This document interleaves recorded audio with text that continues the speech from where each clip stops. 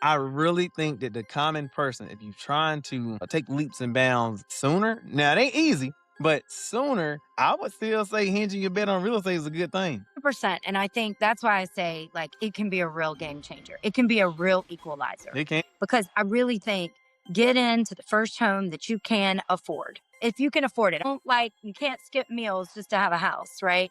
But you can skip vacations to have one, I right? love it. For those who are entering or trying to enter the market, whether they're buying or selling, how does one in this forever changing influx up and down market, how does one accurately price their house for sale without those unrealistic expectations? What would you say? Is it Zestimate, So, Zillow? yeah, I mean, no, it is not those things. That doesn't mean, so those are called automated value models. You as a realtor, Mhm. what do you see the current state of the industry of real estate as a country and locally in this Greenville, South Carolina upstate area? So I think real estate in general, like if it doesn't challenge you, it won't change you. And that is true of anything in life, right? And then, the other old adage is it either makes you bitter or better, right? Hmm. You got to use it to make you better. Man, And I think if you do those things, then your world is limitless. Look, we all want nice things. I mean, the joke is always that we have champagne taste on a beer budget. Well, the majority of us do not have the money to go buy just whatever we want, whenever we want, right? I think we're all guilty of that. I want a house that's got quartz countertops, and I want a house that's got a vintage stainless hood range, and I want a big giant island, and I don't want any carpet. What you see on a TV show, like, here, I'm going to spoiler alert everything for you. yeah. So we've had two agents featured on some HGTV shows, even from our brokerage. But here's the spoiler.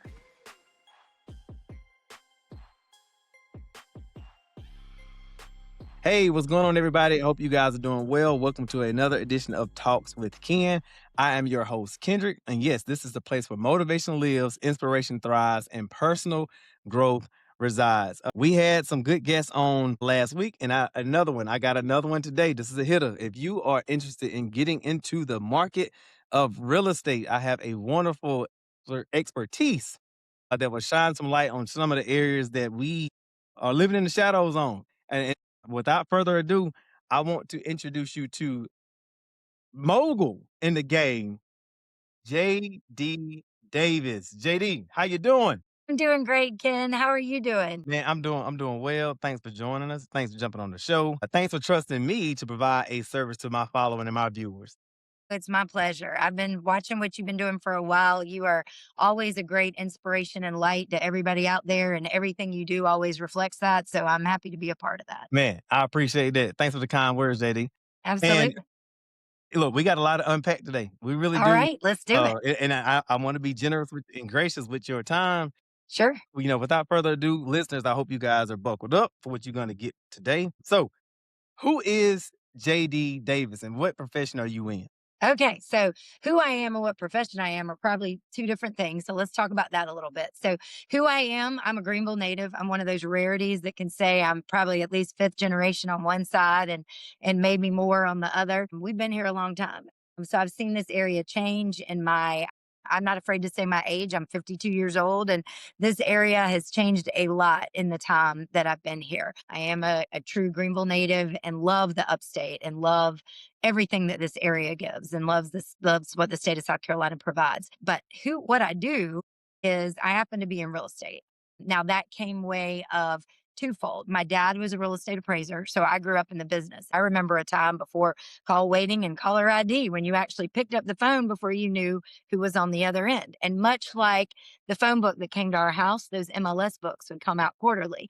And my dad would pay me money to cut the cards out, like to make his comp cards for the real estate appraisals out of old books. We also used to go look at houses. Back in the day, we didn't have technology to make a realtor's job a little bit easier. And you had to go to the courthouse and go get a key and go do all these things. And so oftentimes he needed to go on Sundays sometimes to go look at a house in addition. And so we'd go after church on Sunday as a family to stop by whatever house he was looking at. He was appraising. He would have been there hours. But like when he was stopping by to check out for a comp, like on new construction. We did that a lot on Sundays as a family. I'm a proud Gamecock. That's scary to say in that upstate area. There's a lot of Tigers here, but I was raised a Gamecock fan and a Gamecock. My dad attended South or graduated from South Carolina, so proud alum. And I do use my degree. I don't want to say that I don't, but it's not a requirement to be a realtor. But in that, I did get a bachelor's of science in business administration, which leads you to basically say Probably. you're going into outside sales, right? And that's basically what your job's going to be. And I've done a plethora of outside sales prior to getting my real estate license because, again, I grew up with real estate. So I didn't think I wanted anything to do with it. I saw how hard my dad worked. I saw what owning your own That was my business was follow up like. question. Yeah, and I said, "Oh, I don't think I want anything to do with that." But I wish, in hindsight, dads are right. I mean, they really are. That's a bitter pill for me to admit. I hope he never sees this podcast to say, "Oh, you said it." But he was right. I wish I'd done it a long time before. But what really happened for me is, so I went into all kind of outside sales. I did pharmaceutical sales. You can see on LinkedIn, I've had a plethora of sales experience. But I was at a crossroads. I was in a job. I was selling trucking services and traveling to 3 different states, and I was pretty miserable. I was on the road, getting in a car, driving. And so, quality of life, something just had to give. And my dad kept in the background saying, I've been saying you should do real estate. And so he said, I think and my dad was never, you don't quit a job till you have a job. Like we are, we never, he never met a coupon he didn't like. He's taught me to appreciate the value of the dollar and have a Yeah. really strong work ethic. Yeah. And so in that, I was shocked that he would say, you need to quit your job and go get your real estate license. But he was so confident that that's where my calling really would shine that he said, I'll help you. If you're going to be falling flat, I'll help you. And luckily I didn't need it. He was that, he bet on me and I should have bet on myself, right? I mean, And it that was great and it worked out.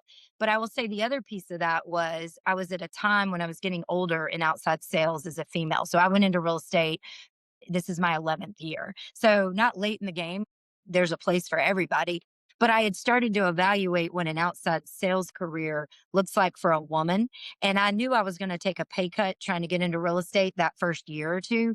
But I also was investing in a career that was going to be supportive of an aging woman on down the line. If I was going to be working at, in pharmaceutical sales that I had done, it looked a little strange when the 50-year-old woman was hustling with her bag of drugs coming in the office and it was all the young folks that you usually see. And there's a lot of sales careers that have some age and maybe sexism discrimination with that age. There's a perception that men keep working and women stopped and had families and weren't working. And so I took a pay cut for those first 2 years to invest in myself in a career that doesn't discriminate. Men and women of all ages can sell real estate, but I it want to wasn't expound upon weird. that a little bit later Right. too. Right. It I was really it was do. definitely a comfortable spot for an older female. And hopefully I don't look 52 for everybody out there. No, you don't. You Right. don't. And I want to go back to what you said Yeah. about your father playing a pivotal role in you. Number one, being exposed to it at a young age, Mhm. and with you seeing it, whether it was consciously or subconsciously. I want to kind of bring that home a little bit because I always tell my boys is yeah, you have freedom of choice, but parents are very much in your life to see some of the areas that you probably can't see and kind of bridge some of the gaps that you probably didn't even know were gaps during your maturation process. And you've already kind of mentioned that you look back and you be like, hey, I guess the old man was telling a little bit of truth. How big of that do you attribute to your dad kinda instilling that when you're like, "Well, baby girl, I know you as the person. I think that this would be very, very good." Did that feel good to hear that or realize that? Oh, absolutely. So I would say, I'm going to tell you something that my dad always said. So my dad had a huge work ethic. When he got his real estate appraisal back in the day, you had to go to college to get that. And then that kind of got decoupled from that on down the way. And you don't have to go to college to be an appraiser either. So my dad started out working for banks. He worked for banks when I was a kid because that was kind of how it was done back then. And now, then my dad started his own business. But when you own your own business, you're going to work. I don't care what you do. If you own your own business, there's a lot of hustle and grind, and the public doesn't always see what that hustle and grind looks like. And part of me thinking real estate wasn't for me was seeing that my dad came home and wasn't there. We'd eat dinner, and he was kind of stressed because he was going right back to work or working at home, and he worked way more than a 12-hour day a lot of days to provide for his kids. So there was a part of that that I saw, like, in Yeah. that work ethic. But his number one his thing he always said, the two most important decisions you ever make in your life are what you choose to do for your career and who you choose to marry, because but you got to be happy with both, right? Is that not, that's some Yes, like dropping mics. yes, And but those are two very important pieces of wisdom. And so that was always kind of at the forefront.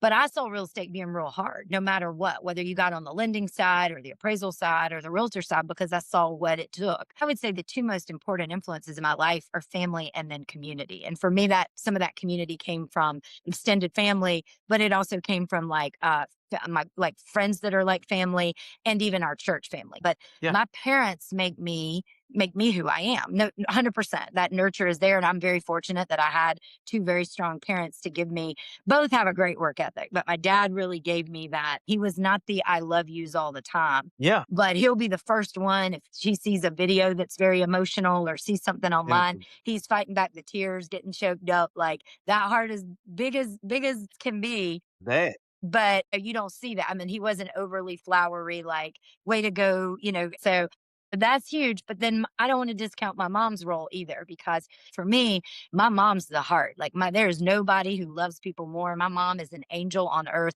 She was a nurse. She taught nursing. Her specialty was pediatrics. So I grew up with such a heart for people and empathy and compassion that I fully give to her. So those two things really melded together, and I would say not only gave me the framework to try and fail as I was growing and giving me the room to do some of that. Like they didn't say, "Oh, the only job you can do is this." My dad said, "I think you'd be really good at this job." And when I kept moving on to other things, they were cheering me along with anything I did. They have been supportive. But when I felt like I was really at a crossroads, he wasn't afraid to say, this would be a great fallback for you. I stand by what I've said for years. Maybe you should finally listen. So I've been out of college since 1996. That's 30 years of outside sales experience, basically. Yeah. On the And job. I've been hustling Life is for 30, right? Hustling for 30 years.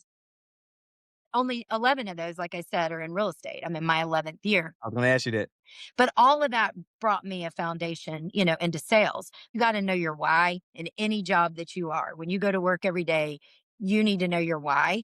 And for me, my why with real estate probably melds my two parents' influences more than anything else, because there's a strong work ethic and a desire you got to make some money to pay your bills and be able Right, to save for a right. rainy day.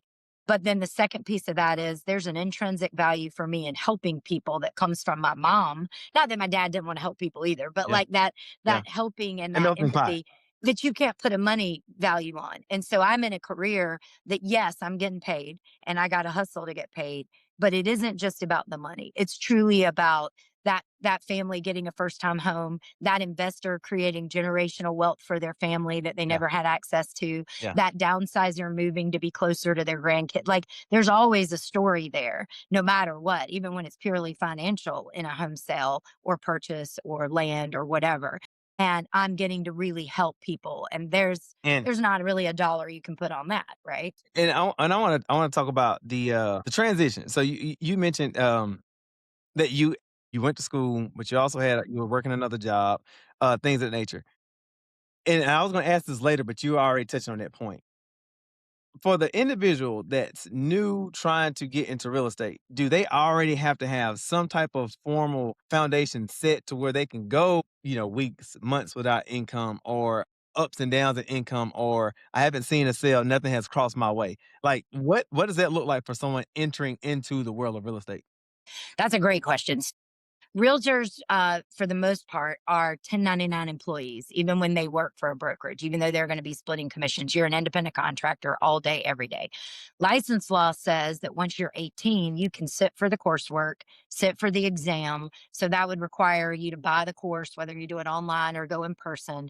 You do instruction. There's usually like a pre exam to even like leave that online test or in classroom test just to move to the next phase. Then that's applying to get your license. You have to do a background check because you are fingerprinted and have a background check the first time. And then you have to pass a proctored exam in a room where somebody's watching you and you don't leave and you're, doing a proctored exam to get your license. Now that's like the restriction qualification part. But to your part, from a financial standpoint, how does one do it? Yeah, it's tough.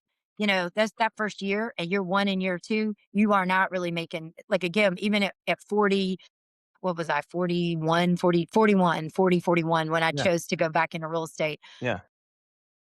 or chose to go into real estate, you are going to take a pay cut, right? Like if you're got used to a certain paycheck, Yeah. then you're going to take a pay cut. If you've never had one and you're like, I can't survive without it, then it is hard. I don't want to say you won't make money the first year, because you will, but it's not going to be like you could go get a job making more money and getting benefits doing something else in the beginning. But it's the investment if you can make it to year three. So I do think if you have a savings, or you have parents that let you come live at home, Yeah. Yeah. and give you, or you're married. Maybe you're married and your wife or husband has a job, or you don't have to be married. Your partner that supports you too, is whatever your partner is, has the ability to support you and let you make this investment, then that can happen. But I don't want to lie and say it's not hard in the beginning. I do think then it's important for you, whether you're going to be an individual agent or try to join a team, to know that you're with a brokerage that's going to help train you and help glow you up, right? Like you have everything to learn when you're new in any field, and you're going to have a lot of time in training, and that's your downtime, right? You're going to have a lot of hustle, a lot of pounding the pavement, a lot of working your sphere to try to get people to trust you, because again, people use who they know, like, and trust. But your sphere might have already had another real estate agent, and you might be the newbie. And as much as they love you, they're like, you don't know what you don't know. Right. So I'm not going to take a chance on this newbie. And so it really is hard to sort of establish yourself. And by year three, you've sort of proved you're in it. You've made some success. You've built on past success. You've found your footing. You found your confidence. And then you really sort of thrive and survive. I also think the statistics show a ton of people get their real estate license. And then in the first year, they're like, nope, it's not what I thought That it that was was on that was TV. that was my follow-up. Right. I'm out, and I'm quitting. And so I also encourage people this, like, look, if you get your license and you decide this is not for me, this isn't what I thought it was, because it is a lot harder. Like, I love it, but you got to love what you do. It is hard. And there are still days when I hate my job and hate everything about what I have to do. But there are way more days that I absolutely love it. Right. And that's probably true of any work. Right. But you got to find some joy in it. But I would say, even for the people that, like, you get licensed and you're licensed for that first year and it's not working, you're not making it happen, it's not happening for you, don't let your license go. Find a I'm with Berkshire Hathaway Home Services, Cedar and Joiner Realtors, and we have a separate, like, referral department. So let's say you have your license, you're going to keep it active, you're going to pay to keep it active, and there's a small fee to keep it on what we would call referral status, like you're under, but you're not having to join the MLS, you're not having to pay the Supra fees, you're not having to do all this. And guess what? Then you can use your license to make money. So let's say you're 18. I mean, let's really fall it out. Let's say you're 18 and you've decided to go to college. What's stopping you from getting your real estate license, getting active, never putting it with an association, Good not right there. wanting to do the job, right? You just got your license sometime. Let's say you're in 4 years of college. You go to a referral brokerage, you're paying an annual fee to keep it on referral, and then you're going to pay a fee to, like, for every transaction that you do. But what you do is, when all your friends are buying homes for the first time, you just refer them to an agent that is out there paying the fees, hustling, and then you accept a referral fee for only hooking up name A to name B, and then you're going to get paid out of it. And if you do it right, there's a lot of agents that strictly make money off referral status. We joke, but there's wedding vendors in town and photographers, and they come across a lot of people that are getting married, and then what are they going to do? Buy a house. And so they have real estate licenses so they can partner up with other agents and just refer them all day, every day, to some clients that might be interested. And then you can only legally make money on a referral. Like, someone can give me a referral and I can take them to dinner or give them, a nominal gift as a thank you, but I can't actually pay them hard cold cash out of the transaction. That is forbidden in South Carolina license law. But if another licensee does a referral, they can then make money in the transaction, and they can negotiate what that referral looks like between themselves and the other professional. So Again, you get licensed, you decide it's not for you, don't just let it go. Will you have some cost involved in that to keep it on referral? Sure. And you'll have to renew your license every 2 years and pay for that CE. But you did all that work to get licensed in the first place. Let it make you some money, and advertise yourself as the connector agent, and find your lane there. But there are a lot of expenses up front in the beginning with being an agent, and it is hard year one and year two. I'm not saying you won't make any money, but you're not going to just come out and make all the monies. So do you think that there's a huge misconception on, because I know we got the HGTV, they make being a realtor look really really easy, Sure. and then they get into it with false hopes, fake dreams, and their aspirations dwindle month one, month two, and they say, well, being a realtor is da da da. Would you say that you see it more so than not?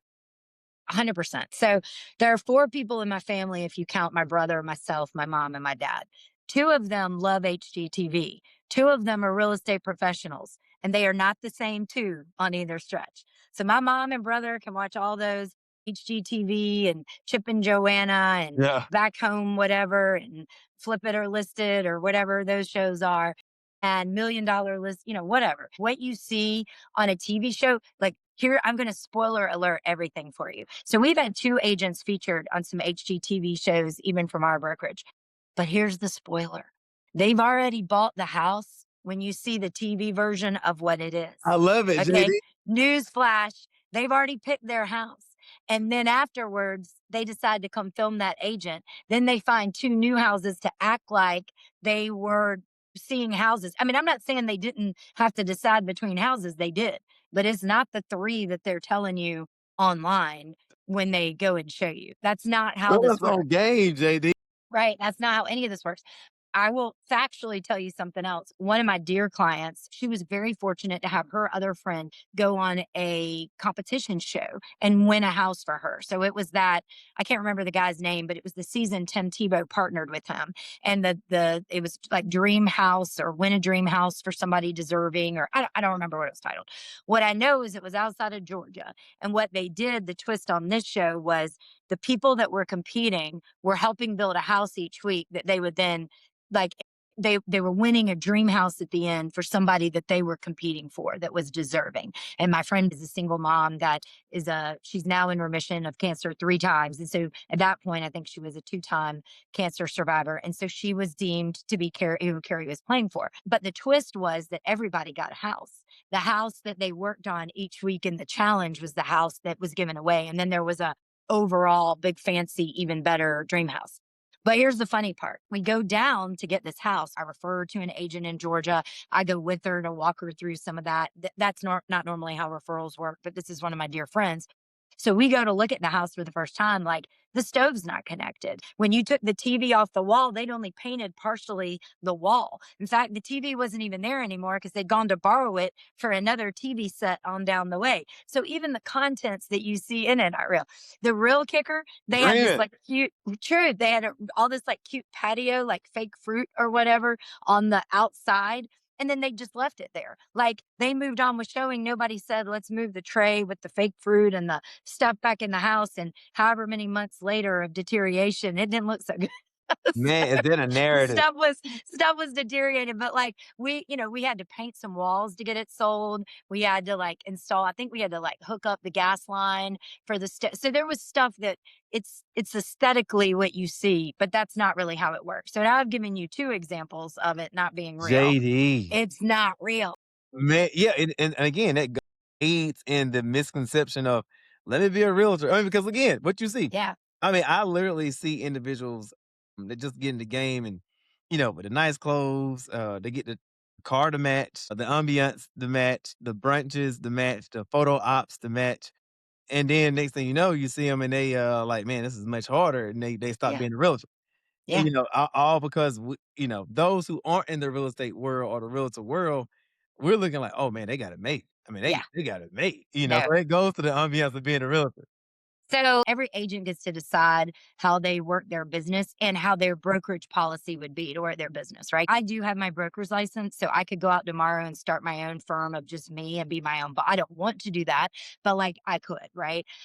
but you have to have your broker's license, which is a second license to go back and get after you've been an agent for 5 years. You can go apply for your broker's license and retest and background check and redo all the things. But so backtrack a little, you work for yourself. And so there are certainly agents out there that are very good about saying, at 7 o'clock, I'm shutting it down and that's my family time and I'm not there. I struggle with that because for most of us, a house is our most expensive asset, right? Like whether that be your investments that you're doing or the house you live in. I didn't come from generational money. And so the most expensive thing I own is my house, right? Or any investment properties I might have. So with that, then I have a hard time not being like on, right? Because when my clients need me, like if it was me and I was needing an agent, I want somebody to respond, I right? love it. And our world today with technology has really made us feel like instant gratification, right? Like everything's so instant now. So if you're not there, then I also feel like they can go find a million realtors that are, right? Like there's so many, you could throw a rock and hit a realtor, but could you throw a rock and hit a really great one, right? And we You gonna get know, into that. right? We gonna get into that. I So got a whole section on that. I can't turn it off. I'm not going to say there's not other people that are better at that. And I'm not saying one's right or wrong. I'm Yeah, not yeah. saying I'm better than somebody else because I can't turn it off.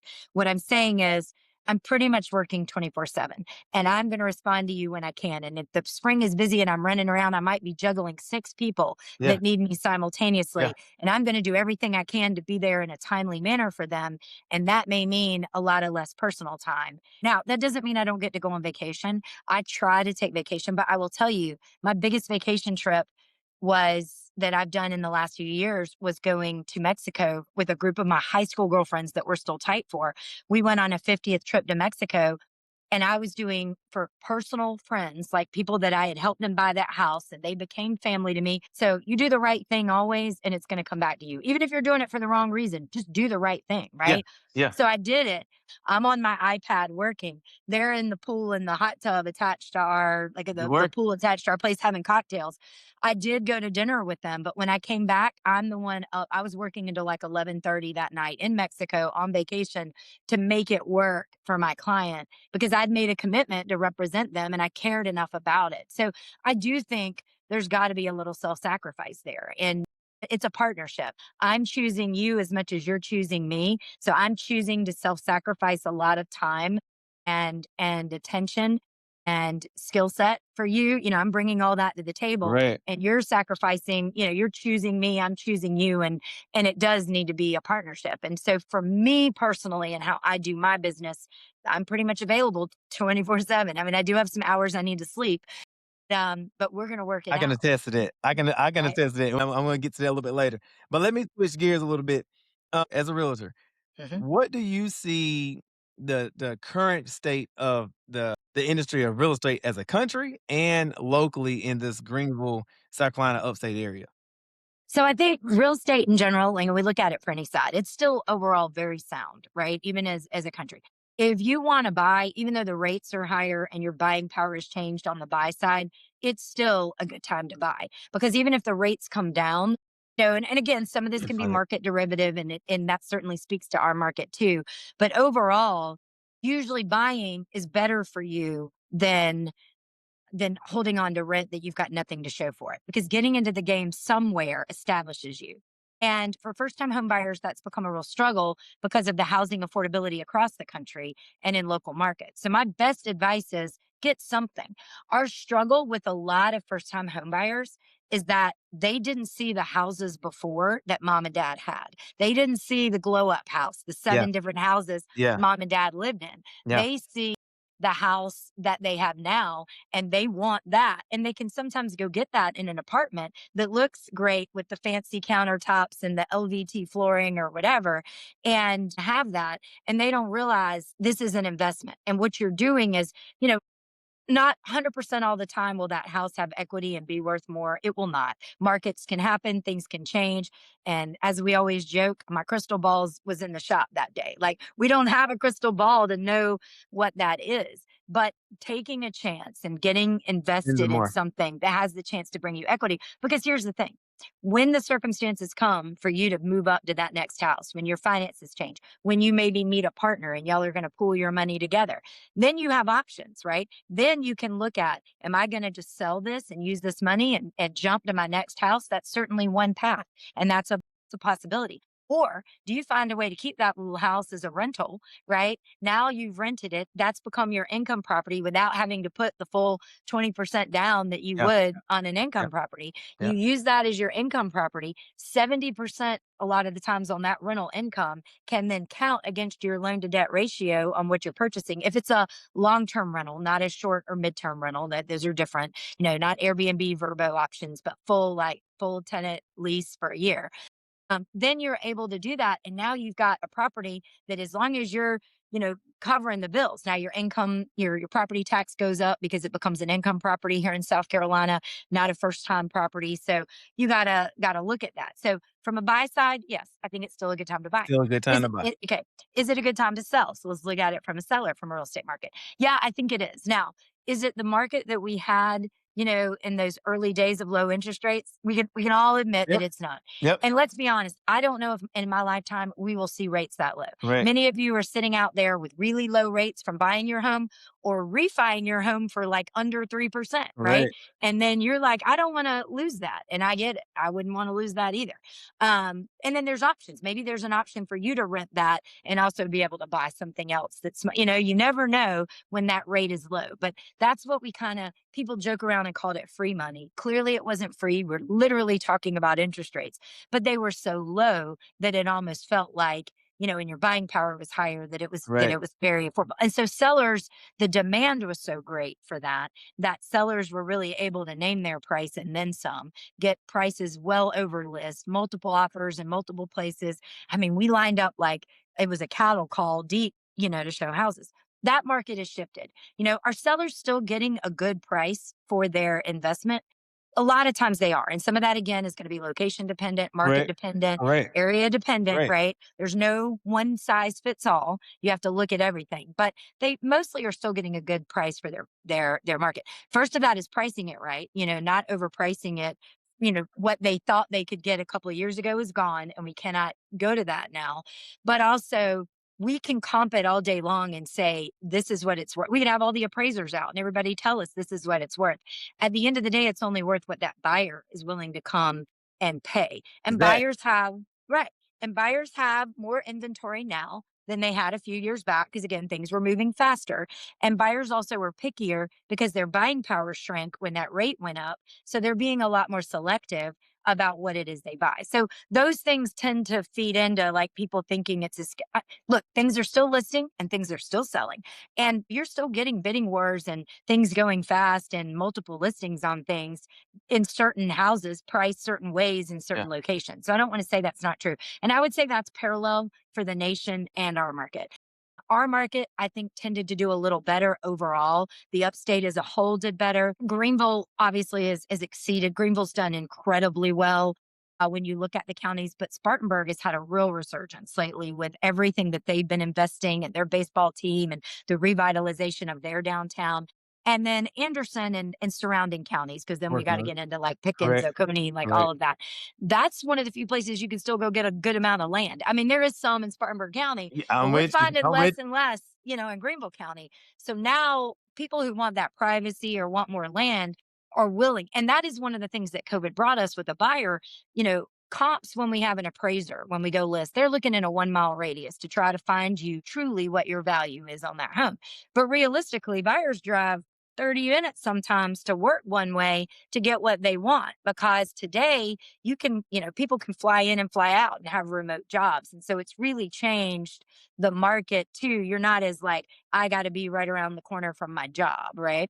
Now, if we ask that question about how's the market nationally and locally for a realtor, I still think it's a great time for a realtor too. Homes are still buying and selling, but the statistics will tell you nationally that a small percentage of realtors are doing all the work. And there's a big percentage of realtors out there that only do one or two deals a year. And that might be how they choose to do it. That might be their first, they might be doing this part time. They don't depend on their income. They're doing it for other reasons and they do it one or two. There might be people that are doing it and they like to do it more, but they haven't been able to dip their foot in to fully get it developed and Yeah. going. So they're Yeah. doing another job full time. Well, then Yeah. they're probably like a school teacher that gets a real estate license. Sometimes they're only doing some houses in the summer, and then they're not, they might list or help a buyer here and there, but they may be more limited, right? So there's a lot of reasons that feed into that, but like in anything, 20% of the people do 80% of the work. And I think that stat is true nationally and locally for the realtors here. And I wanna piggyback off of that. As you mentioned, small percentage of the realtors are really doing a lot of the bulk of the work, right? So on the flip side, as far as when you go into certain markets, a realtor can be like, well, no, this area is still really getting good. I mean, still getting a lot of sales. A lot of individuals are selling, so you can price your house, blah, blah, blah. But is it a falsification of the market? Because we know it here in the upstate or South Carolina, we got an influx of Floridians, Sure. Californians, New Jerseyans, New Yorkers, and all coming to this area, and they're pretty much flush and strapped with cash. Whereas the local buyer pretty much almost getting outpaced as far as financially being able to lose or win a bidding war with somebody coming in from out of state.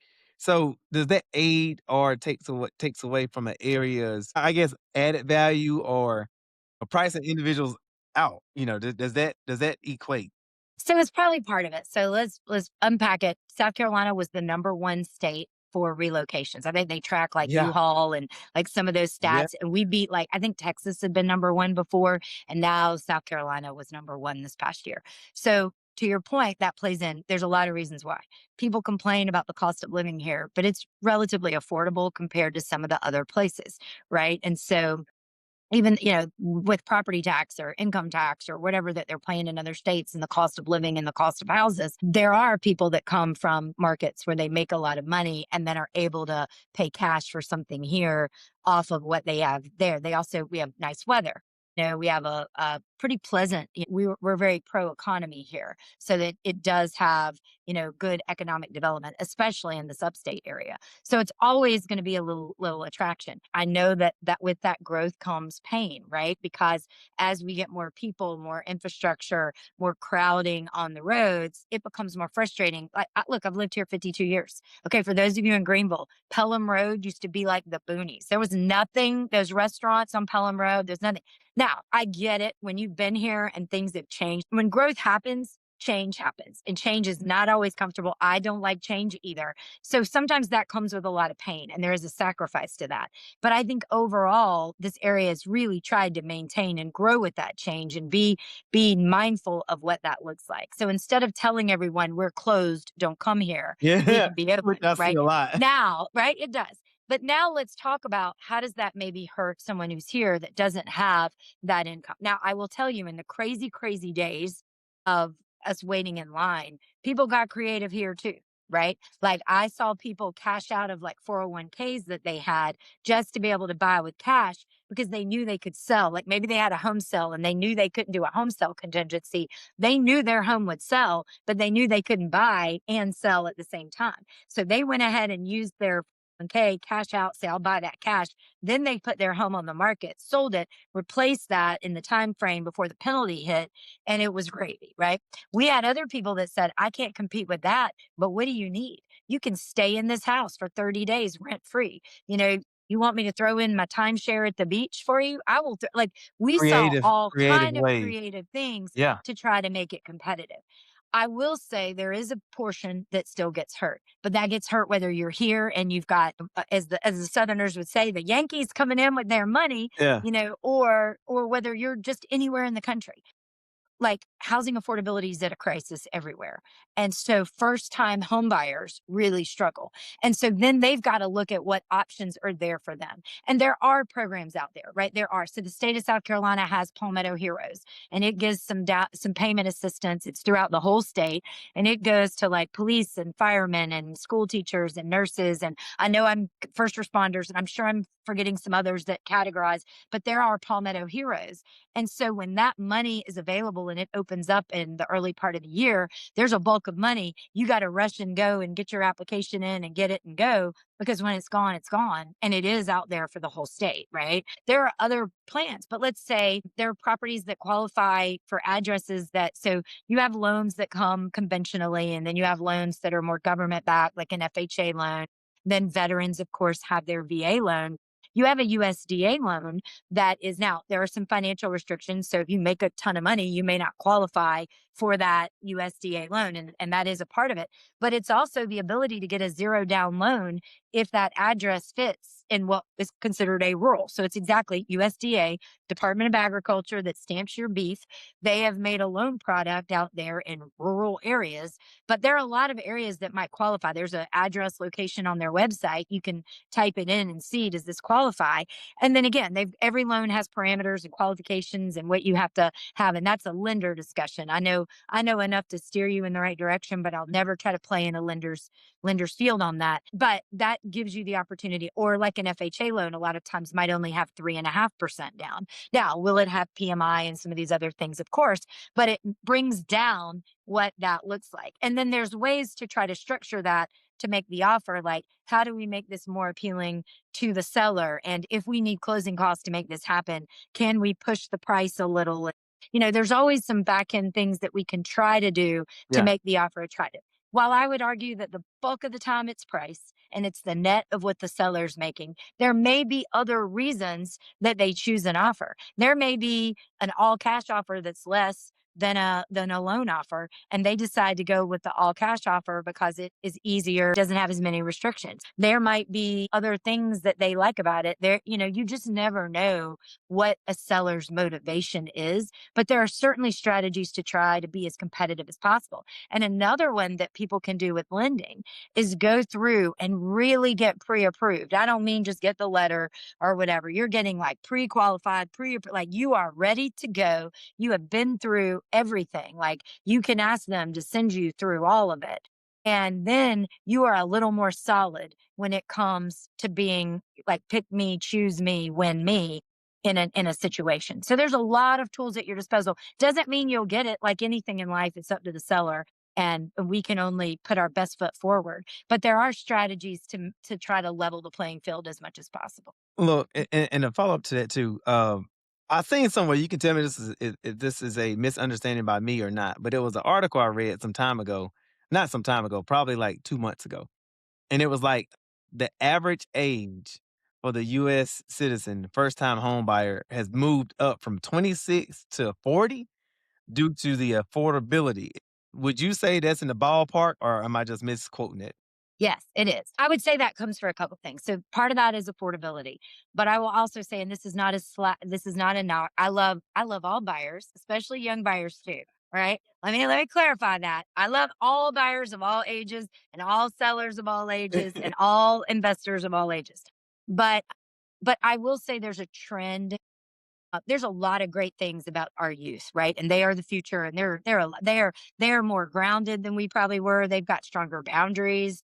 But remember when I said they have some bougie expectations sometimes, I'm about to right? get Like, to I it. didn't say it like that, I'm but about to I get am to it. now.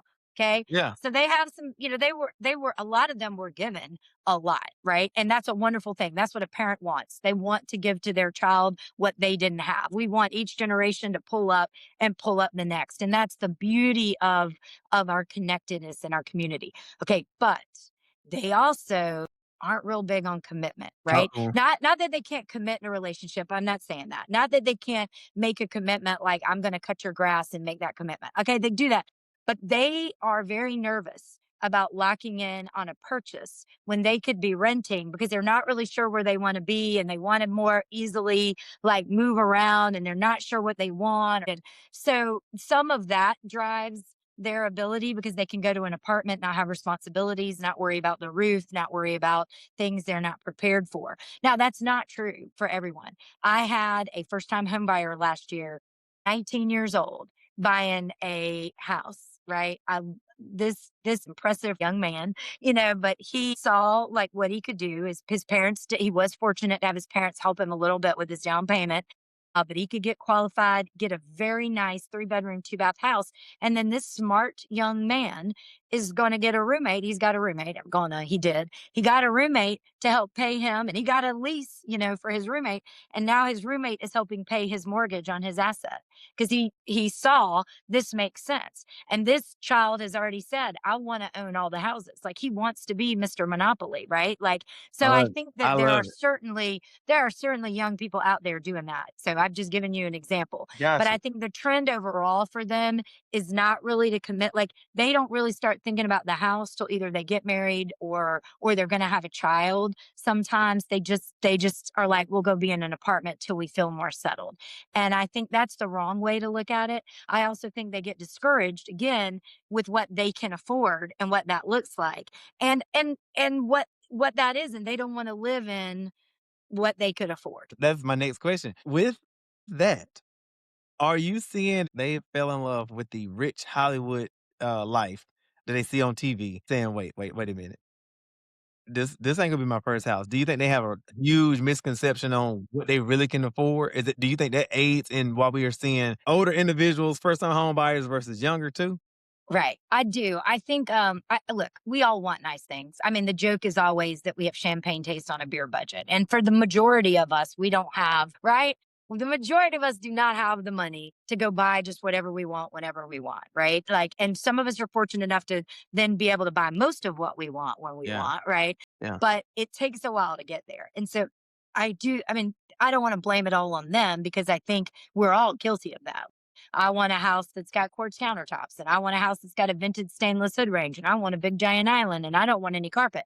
But I also think sometimes they don't understand like those sacrifices. Like when I bought my house, it needed new carpet, but I didn't have enough money. I had set aside, again, knowing I'm a 1099 contractor and Right, don't know where my right. bills will be paid and my money coming in. I set aside a certain amount of money. And for me, that was painting some wall color that I didn't like in mine.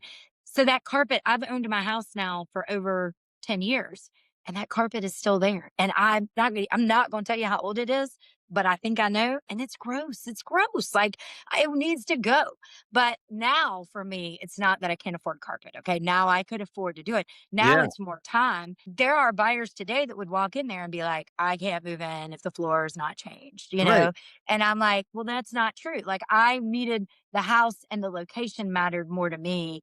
And I was willing to do that. And I just think that doesn't always translate. And to your point back to HGTV, not even so much like Hollywood always makes everything look beautiful. But Correct. when you see on these shows that they're flipping a house and even on the flip it or list it Love it or or list. the hometown makeover, they make it look so extraordinary. Yeah. And I'm like, come on. Like when I bought my house, it had laminate countertops. It had knotty pine cabinets. Was able to paint the cabinets. I was able to change the countertops out. Those were my two big purchases. And then the majority of the money's been spent on the deferred maintenance, like a roof and new gutters and new windows and the kind of things you don't really get to enjoy. Yeah. At some point, I hope to have a fancy all tiled glass bathroom too, but you have to go in stages for what that looks like. And, I love you have to understand. Now, I have a bougie car. Like, I don't want to, like, if somebody sees me later in my car and is like, girl, that's you some telling some lies. This is the nicest car I've ever had. When I bought it, it was a time when we couldn't get cars. I had made good that year because it was, COVID times and free money. And I was either going to give it to the government or give it to the car dealer. And so I found, and I did splurge on a car that I loved. I also needed a car that weighed over 6,000 pounds because, again, I'm a 1099 contractor. I run my LLC like an S Corp, and I needed a company asset that would qualify for the max amount on your vehicle. And for over 6,000 pounds is a bigger, it's still, not great, but it's bigger than under that. And so I was maximizing that discount at the time. Oh my goodness, man. Look, and then would you say it is a lot easier to enter into home ownership by having roommates? Yeah, I think that's a smart strategy. Look, it's not something I thought of, but some of my friends did. So when looking back on it now, and my dad, again, I've already said was in real estate, we regret not buying a house when I was at college. I see my friends do this. They buy a house when their first kid goes to college because a lot of times, and that's not true of everybody, but a lot of us grew up fans of a school and all want to go there. And so did the siblings, right? So if my dad had bought a house when I was at South Carolina, I think first year you're required to be in a dorm. But if he had bought a house, he could have had me have roommates, pay for the mortgage on that house that I was living in. Then my brother came along right after me. Okay, he has to live in a dorm 1 year. Maybe I get an extra year to be in the house, or he rents it to some other college kids for 1 year. Then my brother would have been in it. Now he's had a house for 8 years. Equity is clearly, well, not clearly. We don't have, want to, no promises, but equity may have gone up in those 8 years. And then you're able to sell something as an asset. Same thing with like Getting that into the first market. time home buyer.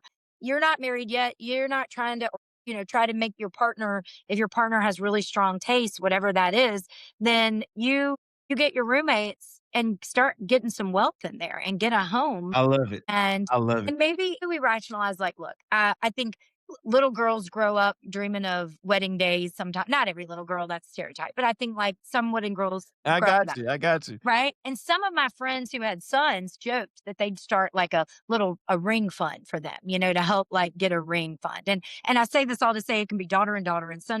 Like, we're not getting it like partner to partner, whatever you're doing to save a ring. Parents were helping like save for the children on that. Okay.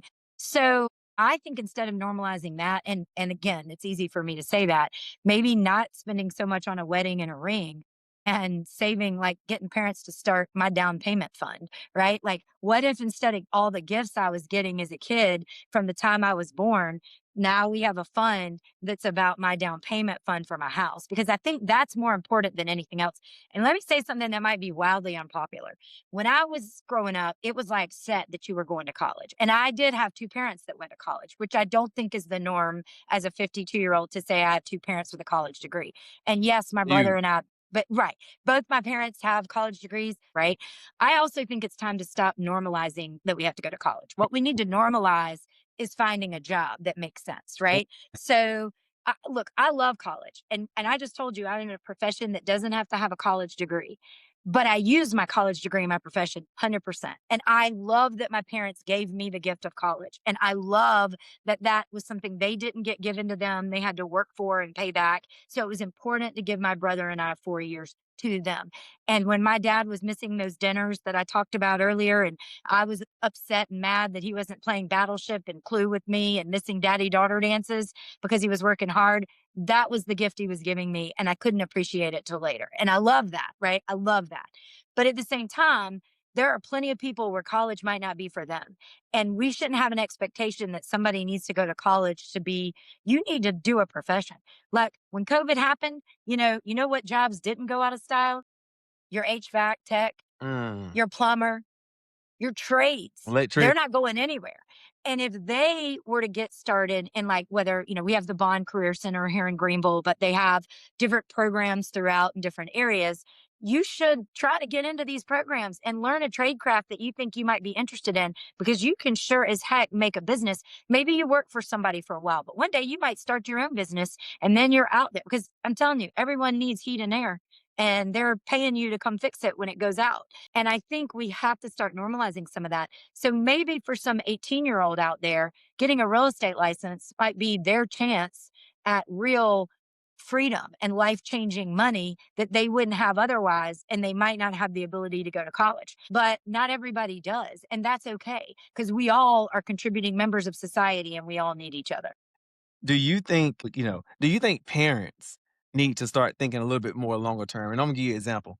Like for me, I had told there's this thing to where a lot of individuals say, "Well, my kid's about to be at the house. I'm gonna downsize. I'm gonna sell. I'm gonna downsize." And me and you, we definitely got a personal relationship because you have been there at the beginning of our journey. But what True I've been, fact, you were my very first listing. we gonna talk about My it. very first listing. We can dive in that too.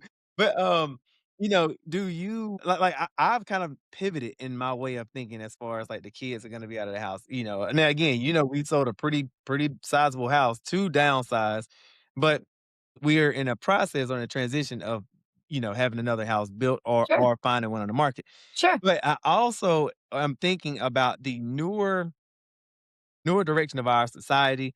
I'm thinking about AI and economic mobility when the boys are really going to get into the working force once they graduate college, or if they decide to do a sidestep in some type of business. So I'm looking at, hey, maybe we still keep, a house with an extra 2 or 3 bedrooms because when they get back in here, I don't want them to feel like they're out there on their own.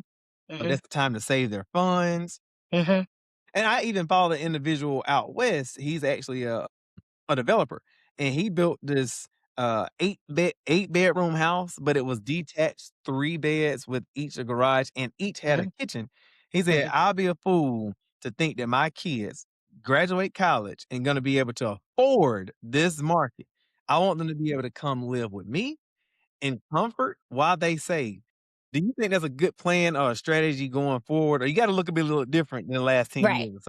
I love that. I mean, some parents aren't of that mindset, right? They're like, I did my 18 and now you're on your own. That's what happened to me. And Correct, that may be correct, how they are. correct. And I get that. Like you get to decide how you parent your child and what your rules are for the child.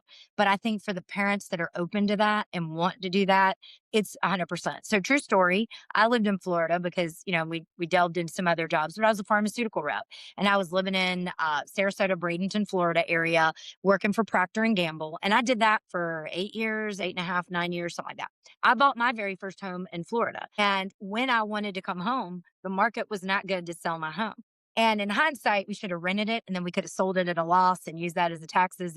I came back and landed at my parents. I was still paying bills on a See, house that I wasn't in, yeah, but I needed then a place to land. And so yeah. I went right back to my childhood bedroom and I was there for a while. And the closet in that bedroom wasn't big enough for all my clothes and shoes. So I took their formal living room and ran tension rods and curtains, and their formal living room became my stand up closet for a period of time. And so I do think for parents that have the ability to give a room for their kid if they want it, or in the case of the guy out west that has like the family compound and can have some detached spaces, or maybe you have an in-law suite that is for the kids, or a room over the garage, or what. I think a basement, a lot of basement homes become the it's nice to give them a cushion to allow them some time to build up some savings while they're getting their foothold in whatever market they're in so that they can really get that leg up, right? But again, I go back to, yes, you can save for a college fund if you want. I think that's great, but maybe asking for the grandparents' gift Correct, instead of being toys and exciting correct. stuff. You can give, especially when kids are younger, they get so many toys. You could give them something small to unwrap and they think it's the best thing since sliced bread. And your bigger gift is a contribution into a good investment fund, or whatever's going to have a little better return for you, but something that is investing in a down payment for a home. Daddy, I love it. You actually that's a bar. Ladies and gentlemen, I hope y'all heard that and took some notes on that because that is a play. I mean, that Right. that right there is a play. And man, I couldn't say that better myself. Well, socioeconomic, I just said, it is a gift to be born where you are and where you find yourself in socioeconomic. And it's luck of the draw.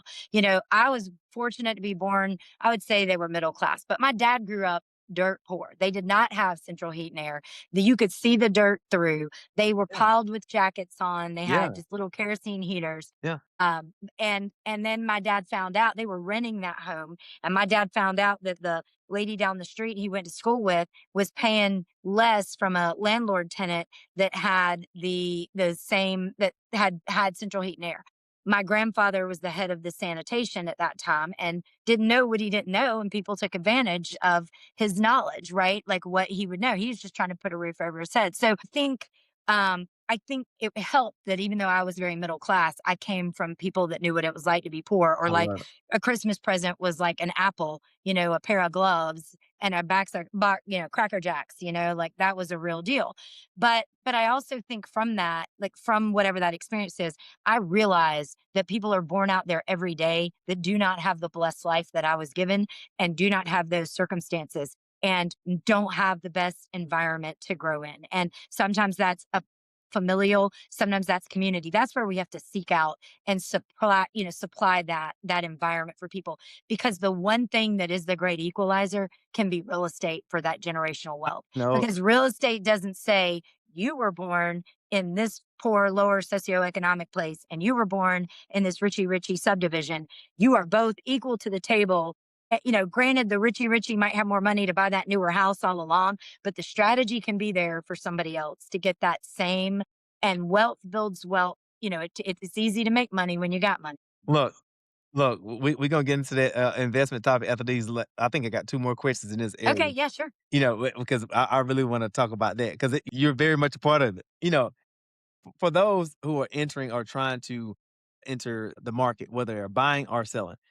How does one in this forever changing influx up and down market, how does one accurately price their house for sale on the market, without those unrealistic expectations? What would you say? Is it Zestimate, So Zillow? yeah, I mean, no, it is not those things. That doesn't mean, so those are called automated value models, AVMs. And it doesn't mean that they're wrong. Like if you took a brand new subdivision, and that means all the finishings in there are pretty much the same, everybody's got the same countertops and that it gets an idea of a cost per square foot and bedrooms. It is probably fairly accurate. I'm going to be honest, it can be very accurate.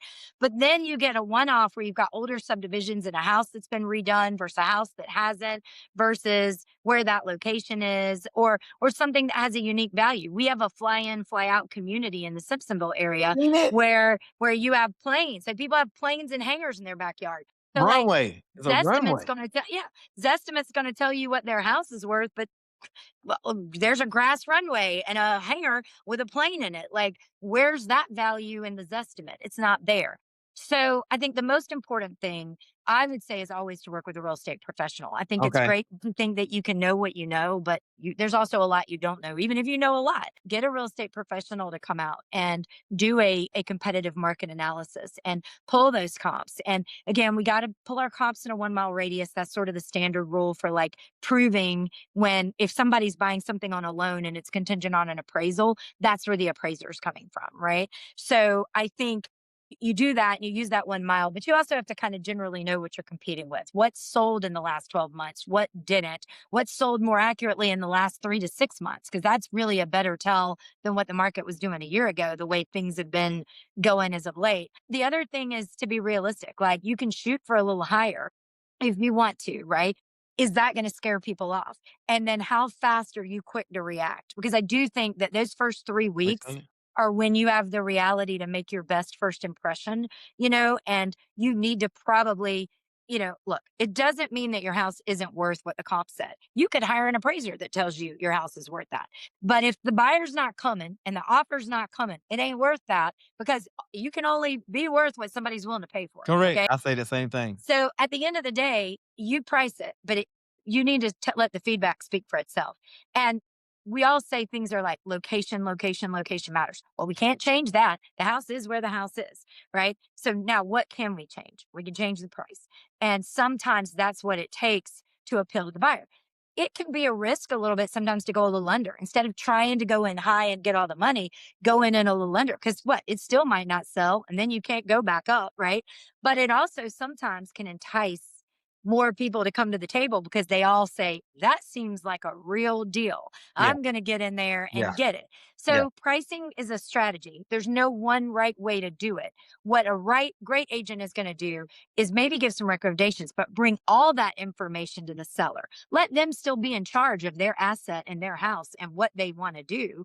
And then you can decide if a seller told me that their house was worth 50,000 more than I thought it was, then I personally, if we can't come to some kind of come to Jesus meeting on where to start and where to end up, then that's probably not the listing for me. And I wish them the best of luck on it. But I don't I mind. like I I like don't that. mind going a little bit on the high end. But if I think you're real high, I'm going to build it into that listing agreement that we're going to XYZ price in 3 weeks if you haven't gotten what you need out of it by then. Uh, So I think you have to. And look, you learn that lesson the hard way. I learned that lesson I had a seller. We'd been on the market when the market was a little bit better. And we ended up pulling it off the market for some personal reasons. We came back and we were going to reduce it and go on the market. Sorry, I had something in my eye. We were going to reduce it. And so we went on and then they weren't getting looks and they did have like a custom home. And they said, we think our home needs to be listed higher. Right. And I mean, it didn't really make any sense. But I went to my broker in charge and I was like, look, they want to list higher because they think they're missing this custom builder in this price point to this price point. They were just under it. And he said, well, the market will show them fast. And I know that he gave me that advice and he wasn't wrong, but I wish I would have felt more empowered at the time to say, absolutely not. That's crazy. And if you do that, then you're going to hurt us. Okay. So the moral of the story is it didn't sell because we raised the price 10 grand and had nothing to show for it that we had done for 10 grand.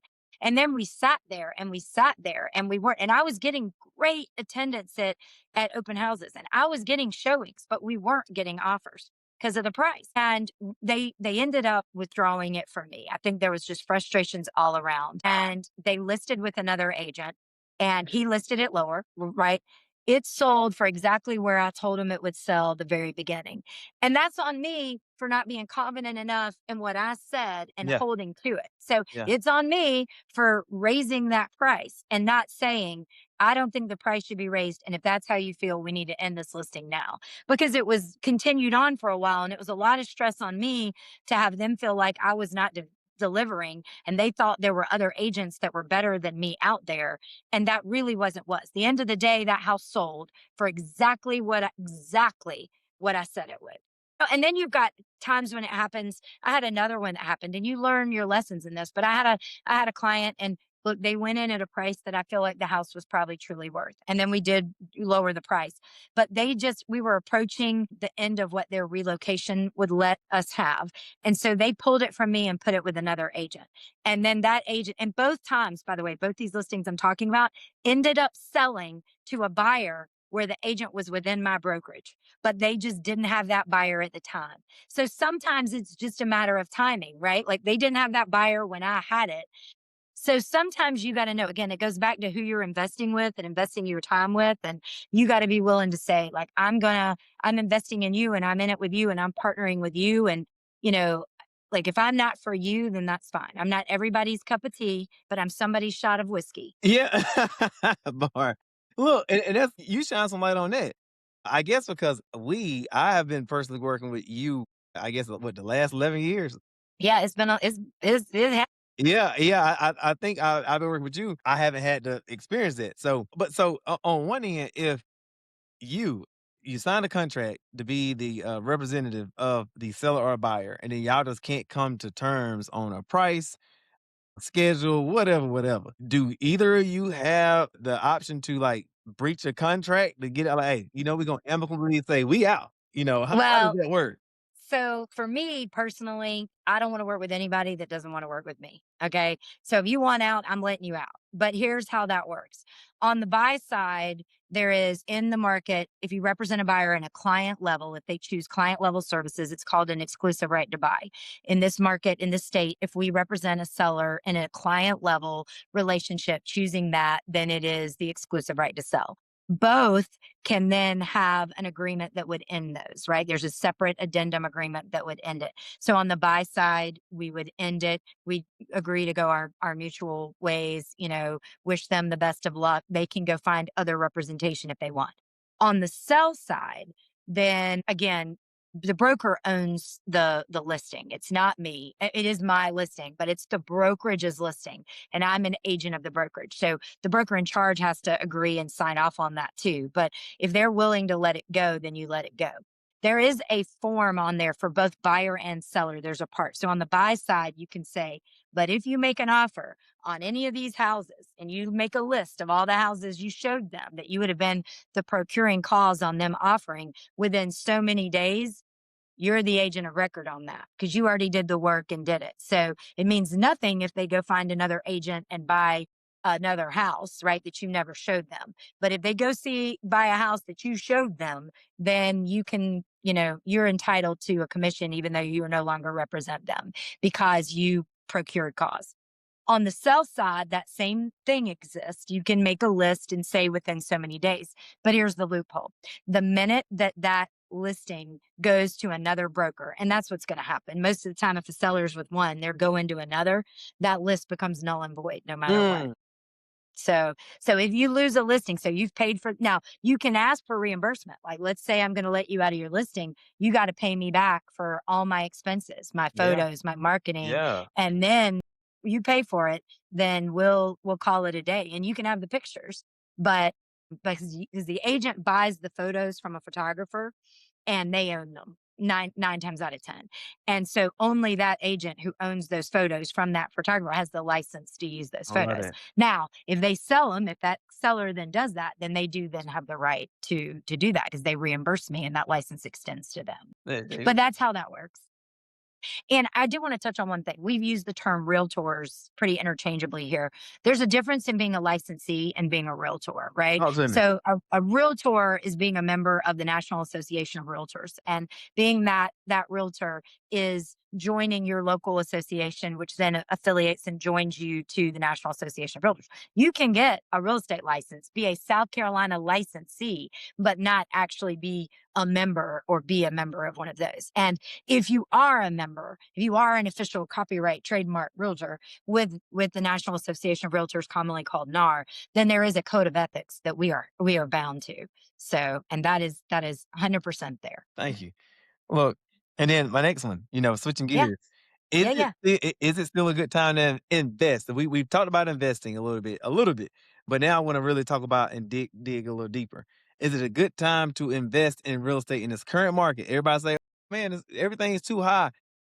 Is it a good time to invest? In what ways have you seen investors still continuously invest? Right.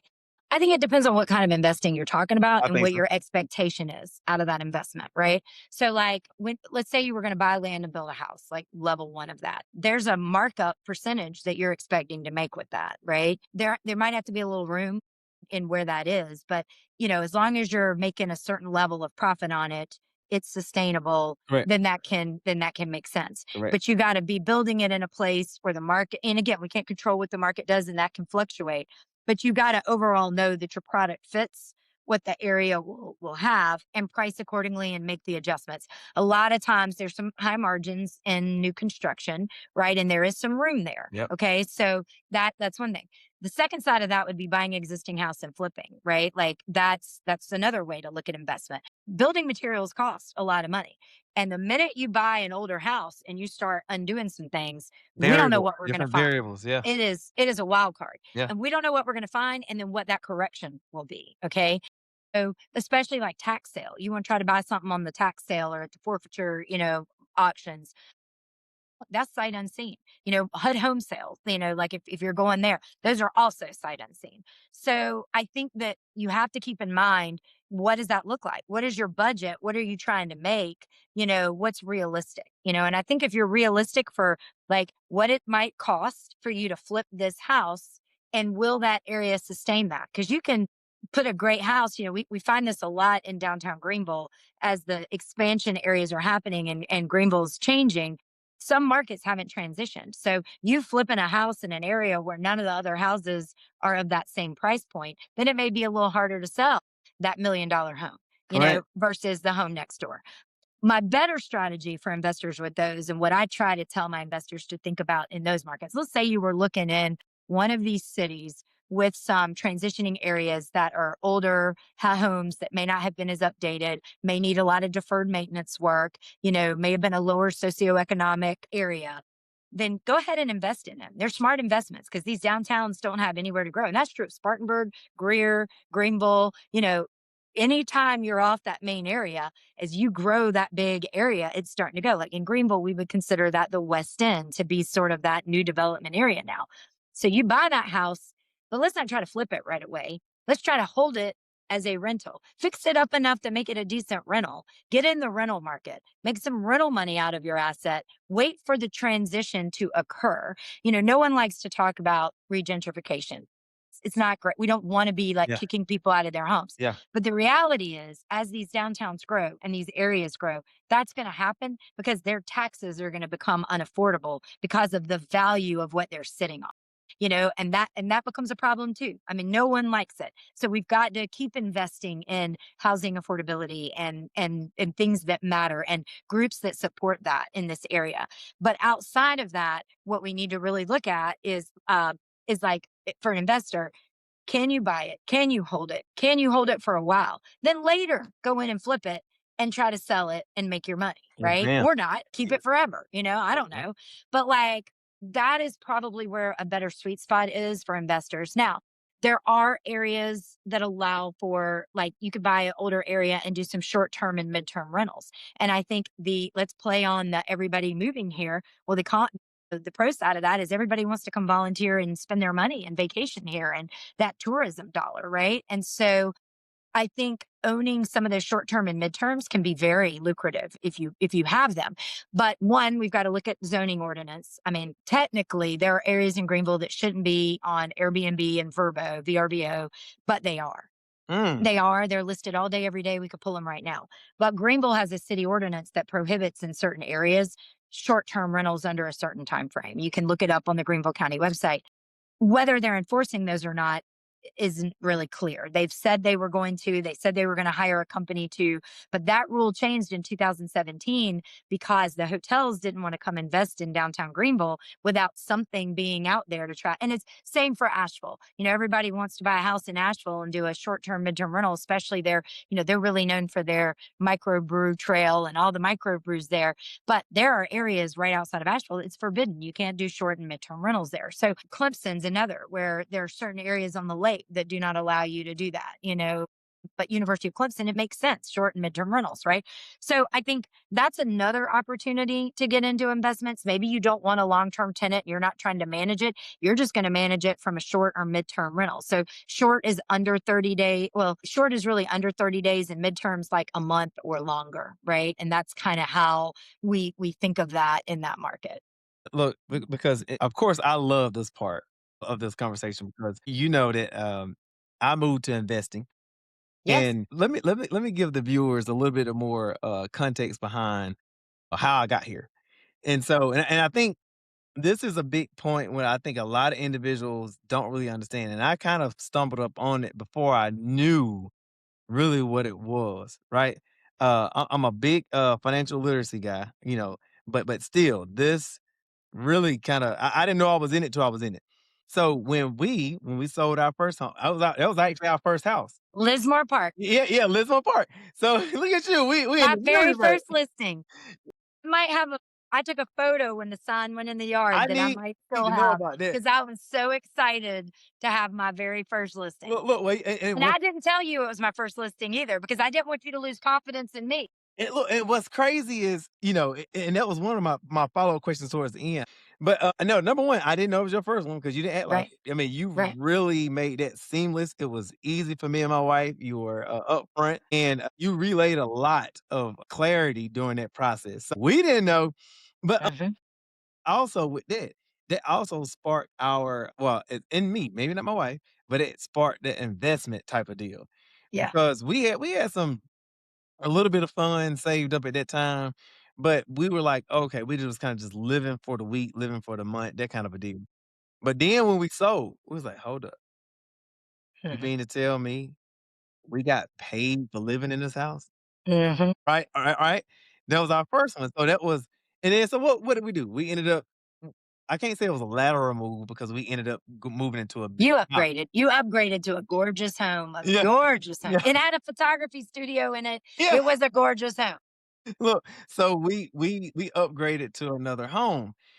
And, and then even living in there, and I was like, "Okay, yeah, this is kinda cool." I mean, it was great. We still loved that house for what it was, a lot of gatherings, a lot of parties and stuff like that. At that point, how old am I? Like, just now turning my 40s. I was, what, in my mid-30s then. Mhm. But now my train of thought kinda changes. I'm looking more 5, 10 years down the road. And Mhm. so, of course, at that time, I already had some investments. Of course, I've been a part of my 401k, Mhm. index funds, mutual funds, and stuff like that. But I have never seen a real time change in a Right. financial situation outside of my real estate ventures. I mean, because at that point, you're like, all right, you like, how much did I actually clear? And then Mhm. divide that by 12. Like, okay, like, hold on, you mean the people doing this full time? So Yeah. that was really what said, hold on. And number one, and it's a tangible asset, something you can see, Mhm. even if it was an influx in the market, not market manipulation like it is in the stock market. Mhm. Hit a button, put a bad story Yeah. out, you lose half your Right. portfolio. But it's more, even if the house goes down, you can hold that asset until it comes back up. Even when, if, like you mentioned, refinance. If the market goes, better for the owner, and you be able to refinance to a lower rate. Well, I mean, you could even like I mentioned this earlier, but let's say you had it as an investment property. You've got long-term rental tenants in it. Now you've got this as your an investment property. Now, let's say the market tanks and we're in desperate dire and you've got to have that money. Well, you can sell it at a loss and use that on your income taxes too, because it was an asset that depreciated.